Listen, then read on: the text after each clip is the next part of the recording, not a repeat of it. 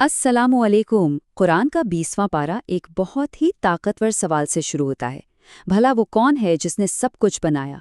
ये एक ऐसा सवाल है जो हमें सीधा ईमान, तारीख और आजमाइश के एक गहरे सफ़र पर ले जाता है। तो आइए सूरतुल नमल, सूरतुल क़सस और सूरतुल अंकबूत के इन्हीं असबाब को समझने की कोशिश करते हैं। तो देखें, हमारा ये सफ़र 4 हिस्सों में होगा। सबसे पहले हम कायनात की निशानियों पर गौर करेंगे, जहाँ हमें अल्लाह की वहदानियत के दलाइल मिलते हैं। फिर हम एक अजीम पैगंबर हज़रत मूसा अलैहिस्सलाम की ज़िंदगी के सफ़र को देखेंगे। उसके बाद एक मगरूर शख्स कारून के अंजाम से इबरत हासिल करेंगे, और आखिर में हम उस सवाल का जवाब ढूंढेंगे कि ईमान का असल इम्तिहान आखिर होता क्या है। तो हमारा पहला सबक हमें कहीं और से नहीं बल्कि ये कायनात खुद देती है।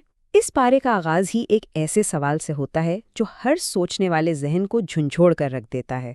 एक ऐसा सवाल जो हमें अपनी और अपने खालिक की हकीकत के बिल्कुल करीब ले जाता है। अब ज़रा सोचिए, ये सवाल कोई फ़लसफ़े की पेचीदा किताब से नहीं है, बल्कि ये हमारी अक्ल और फितरत से बात करता है। कौन है वो ज़ात जो इस इतनी बड़ी कायनात को चला रही है? कौन है जो आसमान से बारिश बरसाकर मुर्दा ज़मीन में दोबारा जान डाल देता है? जब हम इन चीज़ों पर गौर करते हैं ना, तो शिर्क के सारे तसव्वुरात, सारे कॉन्सेप्ट्स खुद ब खुद कमज़ोर पड़ जाते हैं और एक ही सच्चाई सामने आती है। और वो सच्चाई क्या है? वो है तौहीद। यानी ये अकीदा कि इस कायनात को बनाने वाला, चलाने वाला और संभालने वाला सिर्फ और सिर्फ एक ही है, अल्लाह। उसकी ताकत में, उसके कामों में कोई उसका शरीक नहीं। यही वो बुनियाद है जिस पर इस पारे की हर बात, हर किस्सा खड़ा है। यहाँ कुरान का अंदाज बहुत ही दिलचस्प है। वो कोई मुश्किल फ़लसफ़ियाना बहस करने के बजाय बिल्कुल सीधे सादे लॉजिकल आर्ग्यूमेंट्स देता है। आसमानों की वुसअत, ज़मीन का ठहराव, बारिश का पूरा निज़ाम और समंदरों के दरमियान वो अनदेखा पर्दा, ये सारी निशानियाँ एक ही ताकत, एक ही ज़ात की तरफ इशारा कर रही हैं। क्या ये सब कुछ महज एक इत्तेफाक हो सकता है, या इसके पीछे कोई बहुत बड़ा मंसूबा साज है? ठीक है, तो कायनात की इन बड़ी निशानियों को देखने के बाद कुरान हमें एक इंसान की ज़िंदगी में ले जाता है ताकि हम इसी उसूल को अमली तौर पर देख सकें। ये दास्तान है हज़रत मूसा अलैहिस्सलाम की, एक ऐसी कहानी जो मुश्किलात, हिजरत और अल्लाह पर कामिल भरोसे से भरी हुई है। आप देखिए, हज़रत मूसा अलैहिस्सलाम की ज़िंदगी का हर मोड़ अल्लाह की ज़बरदस्त मंसूबाबंदी का सबूत है। जिस बच्चे को मारने का हुक्म दिया गया, वो बच्चा उसी दुश्मन के महल में परवरिश पा रहा है। जो शख्स अपनी जान बचाकर भागा था, वही एक दिन नबी बनकर वापस लौटता है। ये कहानी हमें शानदार तरीके से बताती है कि इंसान की हर चाल के ऊपर अल्लाह की एक तदबीर होती है। यहाँ पर असल में दो सोचों का, दो नज़रियात का टकराव है।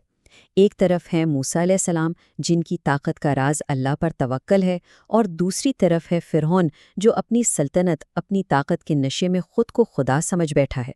और तारीख़ ने ये फ़ैसला सुना दिया कि असल कामयाबी ईमान और आजिज़ी में है, तकब्बुर और जुल्म में हरगिज़ नहीं। फ़िरौन की कहानी हुकूमत और ताकत के तकब्बुर की थी, लेकिन इसी सूरत में एक और किरदार भी है जो दौलत के तकब्बुर की मिसाल है। ये इबरतनाक कहानी है कारून की। तो जब कारून को नसीहत की गई कि भाई अल्लाह के दिए हुए माल में से खर्च करो और शुक्र अदा करो, तो उसने बहुत तकब्बुर से जवाब दिया कि ये दौलत तो उसने अपनी काबिलियत, अपने इल्म और अपनी मेहनत से कमाई है। मतलब उसने अल्लाह के फजल को पूरी तरह नज़रअंदाज कर दिया और सारा क्रेडिट खुद को दे दिया। तो उस तकब्बुर का अंजाम क्या हुआ? अल्लाह ने उसे, उसके महल और उसके खजानों समेत ज़मीन में धंसा दिया। ना उसकी दौलत इसके काम आई, ना उसका इल्म और ना ही उसके हमायती। एक ही लम्हे में सब कुछ ख़त्म हो गया। एक ऐसी मिसाल जो रहती दुनिया तक याद रखी जाएगी।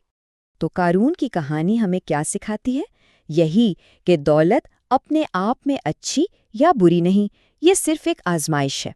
अगर ये इंसान में शुक्र और आजिज़ी पैदा करे तो ये एक नेमत है, वरना यही दौलत तकब्बुर और नाशुक्री के ज़रिए तबाही का रास्ता भी बन जाती है। अब हम इस पारे के आखिरी हिस्से की तरफ बढ़ते हैं, जो सूरत अल-अनकबूत के आगाज़ पर मबनी है। ये सूरत पिछली तमाम कहानियों के असबाक को एक आफाकी उसूल, एक यूनिवर्सल प्रिंसिपल में बदल देती है, और वो उसूल है ईमान की आजमाइश का। सूरत का आगाज़ ही इस बुनियादी सवाल से होता है जो हर मोमिन को अपनी ज़ात के बारे में सोचने पर मजबूर कर देता है। کیا صرف زبان سے ایمان کا دعویٰ کر لینا کافی ہے، یا پھر اس دعوے کو سچا ثابت کرنے کے لیے کسی امتحان سے بھی گزرنا پڑے گا؟ قرآن یہاں ایمان کا ایک بنیادی اصول بیان کر رہا ہے۔ پہلا قدم ہے زبان سے اقرار کرنا، لیکن اس اقرار کے فوراً بعد آزمائش کا مرحلہ شروع ہو جاتا ہے، اور یہی وہ امتحان ہے جو سچے اور جھوٹے دعوے دار میں فرق کرتا ہے۔ جو اس آزمائش پر صبر اور استقامت کے ساتھ پورا اترتا ہے، اسی کا دعویٰ سچا مانا جاتا ہے۔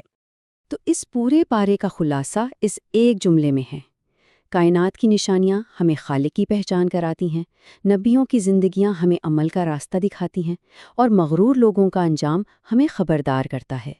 یہ سب کچھ مل کر ہمیں ایک ہی حقیقت کے لیے تیار کرتا ہے۔ ایمان صرف ایک دعویٰ نہیں بلکہ آزمائش کی تیاری کا نام ہے، اور کامیابی صرف صبر کرنے والوں کے لیے ہے۔ تو آخری اور سب سے اہم سوال یہی ہے کہ کیا ہم اس آزمائش کے لیے تیار ہیں؟